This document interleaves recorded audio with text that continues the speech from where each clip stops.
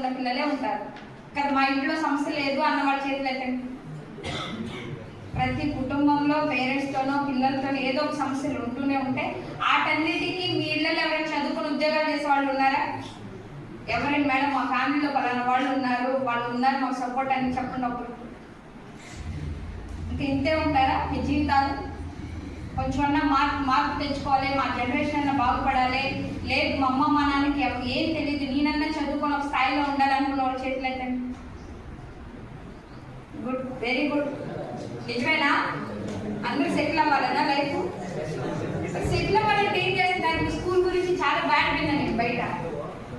పిల్లలు ఎలా అంటే అలా మిస్బిహేవ్ చేయడం, ఏదేదో డ్రగ్స్ అడిక్ట్ అవ్వడం, సిగరెట్లు తాగడం, స్కూల్ సరౌండింగ్లో బీర్స్ తాగడం. మీ పక్కనే ఉన్నారు, ఎక్కడో లేదు, మీ స్కూల్లో మీ తోటే ఉన్నారు. ఉన్నారా లేదా? ఉన్నారు కదా.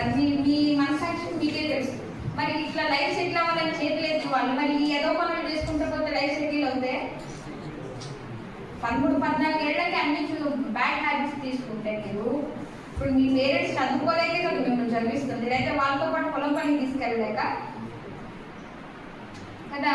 మంచి బట్టలు కొనిచ్చో లేదు మీకు కావాల్సింది తెచ్చిపెట్టి దేనికి మిమ్మల్ని చదివిస్తుంది? మనం ఏదో వాళ్ళు ఉద్ధరిస్తామని కాదు, మన కాళ్ళ మీద మనం నుంచొని ఒక స్థాయిలో నుంచుంటామని వాళ్ళ ఆశ అంతే. కానీ మీరేం చేస్తున్నారు? చిన్న చిన్న ఆనందాలు, ఫ్రెండ్స్ వాళ్ళు అట్లా తిరుగుతున్నారు, నేను తిరగకూడదు, బైక్ రేసింగ్ ఫ్రెండ్స్.